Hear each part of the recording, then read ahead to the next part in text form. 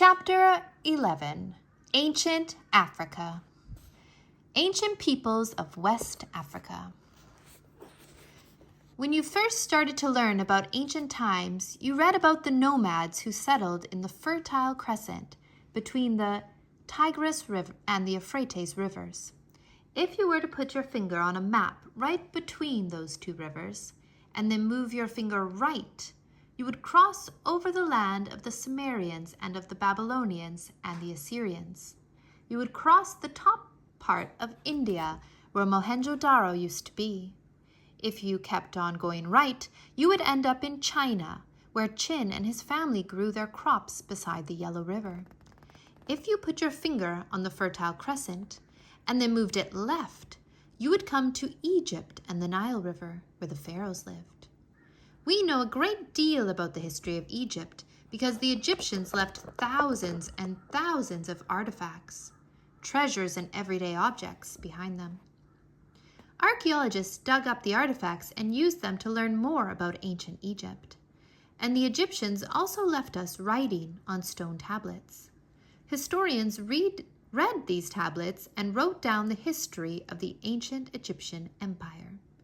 But if you keep moving your finger on down the Nile River, you will see that Egypt is only one small part of a whole huge continent. A large piece of land with many countries on it. This continent is called Africa. The people of Africa did not leave written records or thousands of artifacts behind them. So we don't know as much about ancient Africa as we do about ancient Egypt. But we do know that people have lived in Africa from the very earliest times.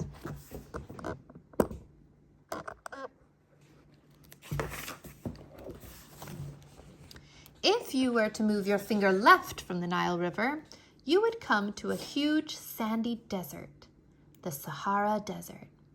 Today, the Sahara Desert is as hot and dry as an oven. The ground is cracked and parched. Sand drifts over the iron hard ground and piles up in huge drifts called dunes. The only water lies in oases, little patches of land where water collects and a few scrubby palm trees can grow. Tiny villages sometimes settle in these oases. The people raise desert animals that don't need much water: sheep, camels, and goats. They eat the dates that grow on the palm trees. Sometimes one tree is owned by several families who share it. Life in the Sahara Desert is difficult and dangerous. But long ago, this part of Africa wasn't a desert. It was a green, fertile place full of water and trees. Rivers and streams used to run where rocky, dried valleys now lie. Grassy meadows once grew where shifting sands now blow. Herds of gazelles and antelopes roamed through the green plains. Fish, crocodiles, and hippopotami swam in the rivers. Wild cows and sheep lived in the forests. The people of the Sahara were farmers, just like those who lived in the Fertile Crescent. They hunted wild animals and raised their own plants and animals for food. How do we know this? Archaeologists who dug down through the hard dirt of the Sahara Desert found ancient pollen from trees and seeds from grasses and flowers. None of these trees or flowers grow in the Sahara today. They left their seeds long, long ago. The archaeologists also found bones of animals that used to live in the Sahara, back when there was enough water for them. In one place, the people who lived in a Saharan village had eaten a feast of turtle. There were hundreds of shells that had been cracked open for their meat. In another place, the villagers had eaten an entire giraffe, except for its head. The ancient people of Africa also left paintings behind them. They drew pictures of their way of life on the stone walls of caves. In these paintings, we see men growing crops and taking care of herds of animals. We see women in beautiful clothes riding tame cows. These pictures tell us about the way the Sahara used to be. But then something happened in the Sahara. The rains got scarcer and scarcer. Trees began to wither and die. The grass died too, and the ground dried up until it was nothing more than dust and sand. The river stopped flowing and the streams disappeared. The animals went farther and farther south, down to the parts of Africa where there was still water and food. And the people of the Sahara went south too. They traveled for weeks and weeks. They settled around the lakes and rivers in Central Africa and began a new life. And above them, the Sahara turned into desert. From now on, Africa would be divided by the huge, dangerous desert. Up along the coast of the Mediterranean Sea, people from Mesopotamia and Egypt would settle down and live in the northern part of Africa. And down below the Sahara Desert, people of Africa would live for centuries in peace, cut off from the rest of the ancient world by the massive sands between them.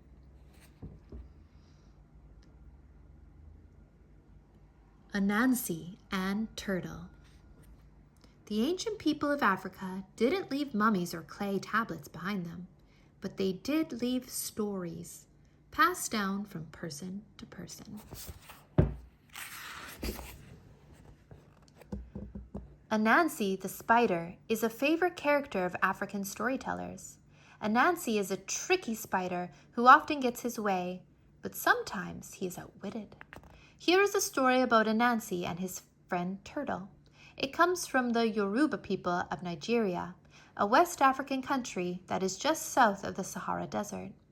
In this story, Anansi is hungry and he's looking forward to eating a good supper of yams. Yams are a little bit like potatoes, only rough on the outside like a coconut. The people of Africa have grown them in the ground for thousands of years. Anansi the spider was hungry.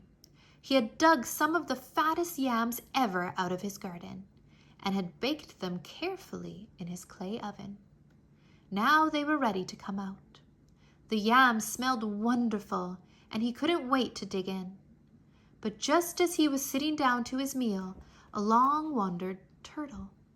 Now Anansi and Turtle were friends, but when Anansi looked at his yams and then looked at Turtle, he thought, "There are just enough yams for me.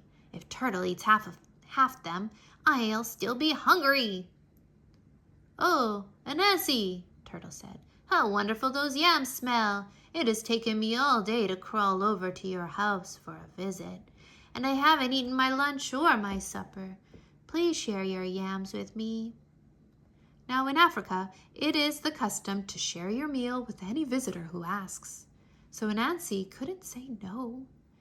He said grumpily, "I would be happy to share my yams with you, Turtle. Have a seat. Help yourself." Turtle sat down and reached for the fattest yam. But just as he was about to touch it, Anansi shouted, "Stop! Are you going to eat with those filthy flippers? Really, Turtle, don't you think you should wash off first?" Now Turtle had been crawling all day. He was dirty and sandy and hadn't come across any water. But he looked at his flippers. They certainly were dirty. "Where should I wash?" he said. "Go wash in the river," Anansi said. "It's only half a mile away." Poor Turtle. He got up and crawled off to the river to wash his flippers. By the time he came back, the yams were half gone. Anansi said with his mouth full, "Sorry, Turtle. You were so long that I had to start eating. But go ahead and have some yams." Turtle reached for the yams, but his flippers had gotten dirty again from his journey back up from the river. "Turtle!" Anansi yelled. "Didn't I say that you should wash yourself off? Don't come to the table dirty." Turtle crawled wearily off to wash himself again. When he climbed slowly back up from the river, he was very careful to stay on the grass. But when he got to the table and reached out his clean flipper for a yam, the last crumbs were gone. Turtle looked sadly at the empty platter. "Well," he said, after a little while, "thank you for inviting me to supper, Anansi. The next time you come to my house, be sure to share my dinner with me." And he got down and crawled away, still hungry. A few days later, Anansi was going by Turtle's house on the riverbank. Turtle told me that he would share his food with me, he thought. I'll stop and eat with him. So he bounced up and knocked on Turtle's door. Turtle! Turtle! He cried. I'm ready for supper! Turtle opened the door and blinked at Anansi. Supper is all ready, he said.